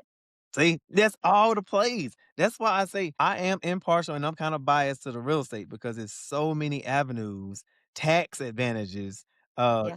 different plays, different strategies you can use with owning real estate. And so, for the viewers right now, so that kind of sparked me and my wife to like, you know what? Let me kind of use the monopoly play. And so, one of the things that I said, home is the 4 people, in my case, 4 people that's in the house. And so wherever we're at, we make that. That nice house that we had, and by way which we ended up selling, my thing was, like, we can have one house, enjoy it and love it and live in it, or we can, in this sense, sell one, buy 3. Right. That was Yeah, my absolutely. that was my You way. you had you had been there a while and it served you well, especially during COVID when, Right. you had a large home for, being at home and everything. But when that time came, y'all made a personal sacrifice to not have the most luxurious I mean, you have a very nice home. Like I'm not knocking where you live, Yeah. but you downsized to a smaller Yeah. space, a Correct. much smaller Correct. space so that not only could you be back in a location that worked better for you and your family and closer to where you used to be, Yeah. but let you take all that equity that you had then learned Yeah. and now go do some big Man, generational changing with that. Man, Absolutely. and that actually for the viewers, that's why I always tell individuals, I don't value stuff. I'm gonna say that. I've learned not to value just stuff for stuff. Right. It's material. It's It's material. all material. I don't. But I always say it to those around me. One of the biggest leaps one can make is, well, for me, it was real estate. My first 2 houses, I actually was able to make out like a bandit because we built it within the neighborhood. And then when Right. that neighborhood was finished, that equity went up. I know the last time that equity went up like 28, 30%, like in a Yeah. couple of months. Absolutely. And so I was like, yeah, I told my wife, I was like, man, we'll be kind of crazy not to capitalize off of some of that. I mean, all of that growth, Hmm. because that can help us take years off of our financial planning. By way, I can't say looked up, but during that time when I was in the other house that we sold, I was studying. I was a student. I was watching the market. Yeah. I was Of watching how course. it moved, the prices of the market, and then I was studying more investment literature. And so that way, when I saw opportunity, I was gonna be able to jump on it. Well, number Right. 1, notice it to be able Right. to jump on it. And then, Absolutely. yeah, and then so what happens because of the relationship that we've gone up with you over the years, I said, "Hey, I know this individual. She works good. She's really about her stuff. She knows the market. She knows the upstate market." And it was an easy like progression for us. Like, look, JD, we actually gonna build, 5 houses. Would you go into helping us be able to do so? And that's kind of what and then as for today, we actually got our first offer. Yeah. You know. We're we got it. We did. We got it. We Yeah, got it. yeah, no, We no, got it we today. taking it Today. out of them, but we got our first offer. But I'm enjoying this journey, and I'm enjoying the space Hmm. I'm in right now because, this level now, whether we're buying and holding or, for the long term play later on, I really think that the common person, if you're trying to take leaps and bounds sooner, now it ain't easy, but sooner, I would still say hinging your bet on real estate is a good thing. And that's why I asked that question. 100%. And I think that's why I say, like, it can be a real game changer. It can be a real equalizer. They can. Really can. And I know people are like, what do you mean by that? Because I really think get into the first home that you can afford. The first time, if you can afford it, I'm not talking like, don't stretch Me, yourself. I'm with you. Don't like, you can't skip meals just to have a house, right? But I mean, I'm not saying that, but you can skip vacations to have one, I right? love it. So like, get into the first house that you can afford. Know that that's not your forever home. Know that that's not everything you hope to have one day. But get into the house, get the roof over your head, start establishing that equity. And then, much like I said earlier, maybe that stays a rental property in your portfolio and that's your leap to monopoly money. Maybe that's never going to be the game, but it allows you to sell that to move and leap into that next home because most people only stay in their homes 5 to 7 years anyway. And then that market is ever changing. Where we got into some problems when the free money times were happening after COVID. So the rates were sort of artificially lower to help boost the economy and boost everything along. The bigger issue came when you found people not selling. So there was that bulk of people not selling for a long time. They're like, I'm just going to stay here and renovate, right? The market might be crazy. I don't know. After '08, I'm a little scared. I just want to stay put. So then there wasn't the inventory at the time. And then that made the scarcity of that supply increase a very large demand at a time when rates were low to make it feel almost like it was free money. And that sort of complicated the process, right? And now you've got sort of a saturation in some products. Like right now, there's a ton of townhomes. Townhomes could be built easy, and townhomes could be. Yeah. So right now, it's harder to sell a townhome than it is and that happens at times. But regardless, I think you get into what you can as soon as you can, if you can afford it. If owning a home is your goal and your I dream, love it. and you can afford to get in something, and then worry about later what that's going to look like. Mm, That it's not the backyard you wanted. Because here's the thing I always say, houses are like dating, right? No matter if you're out there dating, you start like with some things that are deal breakers for you, right? Like there are some things that you're not willing to sacrifice on. But most people don't get everything they want in a partner. They get a great partner. They make a life choice. They love their partner. I'm not saying that they I don't, love it. Go ahead. but they don't get every list that if you'd ask them at 10 to write a list of who their partner was going to be, they don't get all those things. But sometimes you find along the way, you'll give on one thing to get something else, or you get something you weren't expecting and you're willing to not have this other thing. But there are always going to be some deal breakers. Like if you tell me that your house has to have one story, it's a two-story. I can't make it one, right? Like that's not Deal happening. We're breaker. not knocking off a story. Okay. So like there are some deal breaker things in there, but it's more like being open, right? So like tomorrow, if I gave you money and let you build your dream home and build everything about it, when you move in, you will still have a list of things you wish you would have done differently, because we're never going to fully realize perfection. Yeah. No one is. Yeah. And no house is perfect and no person is perfect, but we get the best that we can, and we start making that investment in you and your future. And then what does that look like for you? Maybe like you at Sparks, I'm going to become an investor and use some of that equity to play in this market and really build some generational wealth. Maybe it's still building generational wealth, but you're only ever going to be a homeowner and you move from home to home, so that one day some money that you made off your home is what allows you to help your Yes. children and pull that next Yes. generation up. So either way, it's generational. Whether you go in the investor space or whether you strictly stay a one-time homeowner, you have that ability through real estate, and it can be a great equalizer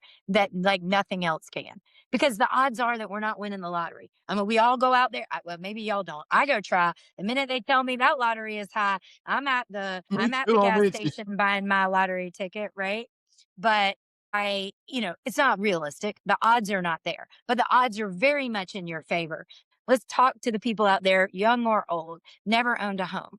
And maybe you feel like you don't have the best credit. Start talking to a realtor that can get you with a lender, because there's always ways to boost that credit up. There's always things that you can do. There's certain bills to prioritize, to make bigger payments on, to get that where you need to be to get a house.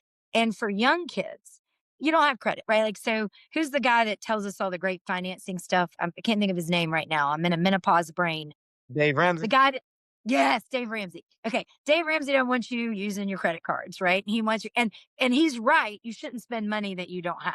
But the reality is, establishing on a credit card helps you establish a credit history that when you buy something. So I'm going to say mostly Dave Ramsey's right about some financial strategies.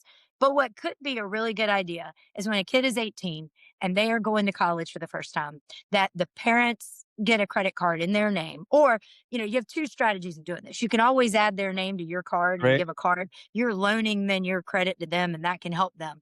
Or you can do what some of my friends did. They didn't necessarily want their kids to have that kind of access. So they helped their kids get a card when they were 18. Yep. Yep. So, but get a card, right? Get them to get a card. Then only use it for like some incidental. And then when you get out, you've got some credit to attach to along with the first job to Right. try to get your credit score up. You know what? I love Dave Ramsey on most stuff, but Right. I wouldn't even be able to do my investment stuff right now if I Right. follow his Right. advice wholeheartedly. But now, Right. can he help you get to that point? Yes. Oh, of course. But that And he's point, not wrong. Like, no, we he's not shouldn't wrong. spend what we don't have. And he's very smart about like, let's not put our value in material things. I don't think kids learn that. Like that's the course they need in high school. But where's the class that teaches you financial reason, right? Like you have a bill and you pay this bill and you have this and you have that. Like that should be something that we see in a classroom because that budgeting and that, the first time somebody has money or has that plastic in their hand, understanding what that means, like there's some real financial responsibility that could come from that. Oh, no, but me and Keisha, we have definitely done that same play with our oldest now in college. We've done that same play because, adding him on as an authorized user and sitting down talking about how to use a credit card that he did get. Now, which we were up on a fence a little bit because I didn't have that kind of financial literacy, when I Right. was coming out of high school. So I sat down with him, told her how it worked, and, kinda probably already almost scared him up a little bit on not wanting to spend. But yeah, we did that just so he can have that, credit history of his own when he graduates college. I'm glad you did mention that little sidebar. Yeah. Before I let you go, let's get into this Yeah. last little topic, okay? How does one go about choosing the right realtor? And now, before you answer this, I wanna tell the Call audience about me. you. Call me. I will say this, y'all. Jay Dizzle, she is really about her stuff, and Imma tell you this. She said this earlier in the segment, that she don't have an off switch. She really don't. Which is for us, selfishly, is a really good thing. My wife can think about something in the wee hours of the night, and I'm like, "No, no, no, no, no, no. No, no, no. Wait for tomorrow." No, I just gotta put it there before I forget in the morning. And JD answered that night. Now, she also is an instru are you still an instructor? Yep, I teach at Crunch Fitness and Taylor's 3 nights a week on the regular. So Monday, Tuesday, and Wednesday nights, I'm instructor. I've been a group fit instructor for also 30 years, 28, 29, something, 29 years, I think. So Look, yeah, now this may go against, like, what a lot of people like about this, but I'm gonna say it anyway. On why I'm for using JD is every question that we ask, we don't ask her to just jump on it. She jumps on it, and, she explains it in a way to where she can get it so we can understand it and digest it, make formative decisions on what we need to move next, and the biggest thing is this is gonna sound so bad. This is gonna sound so bad. Like, you're available for us all the time. Like, when I'm at work, and you're busy working, and then you're hmm like, "Hey, I'm about to go and do a class real quick, da da da. I'm gonna get back to the computer, blah blah blah." And she does. That part I never have to worry about. But for the individual who doesn't have a JD right now, or the individual who's just now sure, tuning in to this, how do you go about choosing the right realtor without having, that trial and yeah. error phase? I think, there's some, I appreciate all that, the compliments, and I love y'all. Y'all became, I didn't know you. So, like, full disclosure, how they found me, they went into an apartment complex. Correct. They were looking to rent if they were going to sell. And my friend happened to be the property manager Correct. and her employee at the front desk. So, my friend Katie was the manager. Grace was at the front desk. Grace gave you my info and Correct. said, "Hey, call her." You did. And that's how we met and talked, and I didn't know you, but obviously I do. I love y'all. I love your family. Your sons are incredible young men. Y'all have raised, like when I was cutting on all the young people, like they're certainly the exclusion. They are great, great people, just great human beings. And that's a testament to who y'all are, as everybody I've ever met in your family is like that. Preach it. Now, I appreciate these compliments, but truly no, there's other great agents out there. I work with them every day, and there's a lot of great agents out there. So I think the important thing is to interview them, whether you're on the list side or the buy side. Like, come and ask them questions, and don't just, ask them the important Not questions surface level. about. Yeah, like not, I mean, at first ask them about like the pricing and how we handle this and how would you do this and what do you think about this and those things. But then I also think it's a fit. You're gonna know if you bond with someone in that way or not. But then ask them questions like, how many houses have you sold? Have you worked with other buyers like me? Have you worked with other sellers that were looking for me? How many buyers are you working with right now? Am I going to get, what kind of time frame are you available? How do you communicate? There's a lot of great questions for the business end of it. And then there may be some personal stuff that you just connect with along the way. We learned in our very first meeting that we were Gamecock fans, Yeah. and Correct. we're not, that's not like they're everywhere around Correct. this Clemson country. Correct. So I think that there's a lot of like other ways. And I think ultimately, like for me, I'm really big on being authentic. I'm very genuine. I'm very authentic.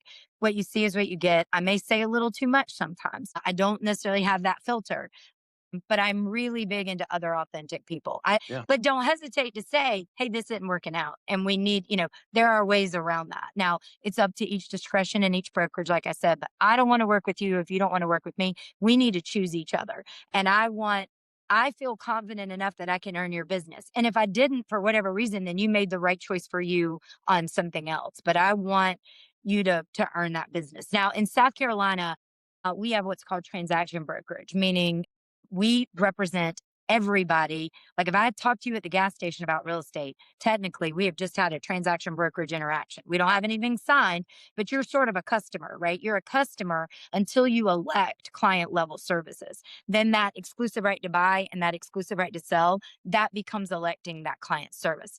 In this state, because we have a South Carolina disclosure of those agency relationships that is supposed to be disclosed at first substantive contact. So let's say you call up an agent you've never met before, they come to your house to interview for listing, or you're going to look at a property with them for the first time and you don't know them. That South Carolina disclosure of agency relationship should occur on that phone call or at that first meeting so that you know what your rights and rules are. And today, the agent signs that form too. So that's first and foremost. If they don't explain to you that you have the right to be a client or a customer, and then the second page of that document basically says we practice single agency, dual agency, and designated agency. Single, I represent you one way, either you're my seller or you're my buyer. Dual, I have elected doesn't just mean I'm doing both sides of the transaction. It means we are in a client level relationship with both the seller and the buyer in the same transaction.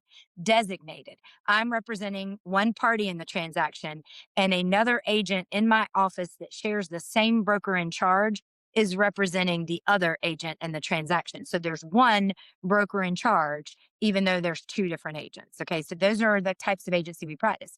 But you don't have to. So there's a misnomer out there that you show up to see a house for the very first time and you don't know them, that you've got to sign an exclusive right to buy. Now, that may be their brokerage's office opinion, and that may be their owner opinion, and that may be what that agent has to do. Well, that's true. I mean, they are supposed to do what their brokerage rules are, and every brokerage gets to set what their rules are within following license law. But I can tell you that legally, by South Carolina standards, you don't have to. What you do have to disclose is their rights. And you do need to disclose at some point what being an exclusive right to buy means, right? So if I've never met you from Adam and you call me and we go see, like somebody gives you my name and we meet for the first time at a house, you're kind of learning me. Like there's not time to maybe meet and do an interview. We've got to go to a property. Well, we're going to do that South Carolina disclosure of agency relationship. We're going to sign that because we've got to be legally compliant.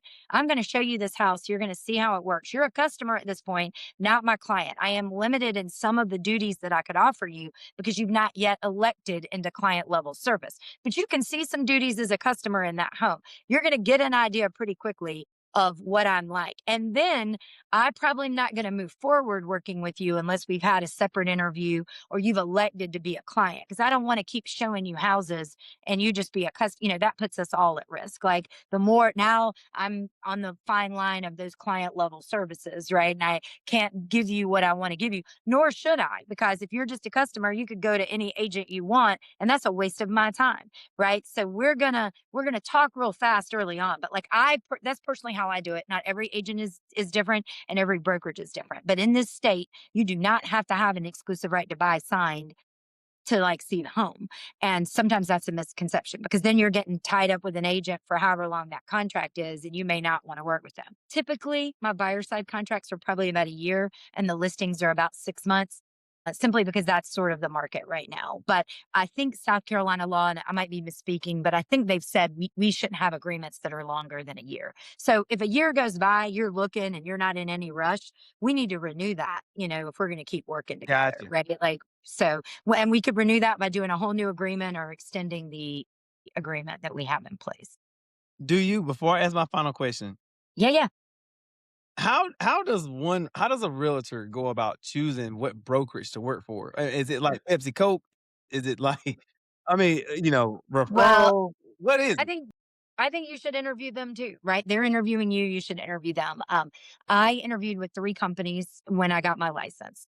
One was the company that I'm with, which is Sedan Joiner, and there were 2 others that I won't name here because that's not fair to them. They were all 3 great companies and had great opportunities. I felt like there was a better fit with my company, but I also think that my broker in charge at the time was my first mentor, and she was like, I joked and called her my spirit animal, but I just loved her like from the minute I met her. And I think that spoke to me and how I ended up here. The other thing is that the late C. Dan Joyner, who founded this company, was really well known in Greenville. Like people that have been here a long time knew C. Dan, they'd Ah, see him out. And so there was a perception of them being a good brokerage, but also really good at education, which is true. But it's different for everyone. Like I've got great friends at other brokerages that love the brokerages they're with. There are cloud-based brokerages today that can limit some of the fees, and then you're not necessarily having an office or whatever. I think they can be really great if you're an experienced agent, but if you're a new agent, I'm not sure if you're look, and again, this is my opinion, don't come at me, but I'm not sure that you're getting the training that you might need in a cloud-based brokerage being brand new. It's South Carolina law says that a BIC has to supervise their licensees. They define that as realistic expectation to members of the public and yada yada. The reality is some of those cloud-based brokerages might have one broker in charge trying to represent the entire state. And frankly, that's too many people under one broker in charge for true supervision. Now, if all your people in it are experienced agents, it's probably a little easier. The Real Estate Commission, which is who governs LLR. So everybody in the state with a license goes through LLR in some capacity. Are you a physical therapist? You're licensed through LLR for that. Are you a builder? You got a license through LLR for that. Real estate, LLR for that. But in that, the Real Estate Commission oversees and governs what LLR does for us. They do not want to define how many supervisees a broker in charge should have. They don't want to do it because that's a subjective number. Somebody might be able to do 500 extremely well, and somebody else might barely be able to do 50. yeah. Okay. So they don't want to put a hard number on it. But realistically, there has to be an expectation of what you can supervise and be able to do. So I think it's important to go in and interview those brokerages. And maybe you're a single agent and maybe you're going in as a team. And then if you're going in as a team, do they provide leads to you? Are you, what's your split like? Oh, There's all of that stuff matters when wow. you're getting to the heart. And you've got to ask that. Like for me, we have a national fee that goes to Berkshire Hathaway Home Services because that's a huge, billion-dollar brand. A man named Buffett is attached, I know. so the small person. So there's a franchise fee that comes off the top right there in that bucket and goes away. Then I have a percentage that I split within my brokerage seat and joiner. That's how mine works, right? But every brokerage is different. Some of them work on a cap system where you get a certain percentage, and then once you've capped, you've reached a certain amount, you get 100% after that. I mean, every brokerage has a different payment policy. You get a license to do real estate, you could also do property management. There is a separate property management in charge license that you can have and a separate lease consultant under property management. But you get your real estate license, you might decide you want to just start a property management company. Then you get all your friends that have got these long-term rentals and you decide you want to manage those, right? And you take a fee for that. Just like existing property management companies do. So, the world is kind of your oyster here. We are not most regular like regular realtors are not doing rentals on the daily because that's just not very profitable. It's not like a place like New York where you're getting an agent to get you a rental. You have more people getting an agent to get you a rental somewhere like New York than you do to have a purchase. So that, the market can be a little different for what that is. I've But seen it for but yeah, California too. I seen the yeah, show. yeah. I was like, "What is California is that? another, yeah. An Yeah. agent for a I rental?" mean, talk about things that aren't right in shows though, like legally. I have to like you watch these Bravo $1 million listing shows all the time and they're like, I'm not presenting that. I wouldn't take that to them. Now I can't speak to what licensing in California is like because I'm not a licensee there, but I can tell you that the state of South Carolina says I have to present all offers when they come in. If you bring me an offer on a paper napkin, I got to send that to my client and my seller. I have a duty to present offers in a timely manner when I get them. All offers. I don't get to like. Let's say my seller said, "Don't be bringing me an offer that's under XYZ price. Don't do it." and then I get the offer that's under XYZ. I can't not do it. I'm legally obligated to present you this offer. I then have to say, like, look, I know you said not to bring it, but I can't. They've presented it. I have no choice but to bring it to you.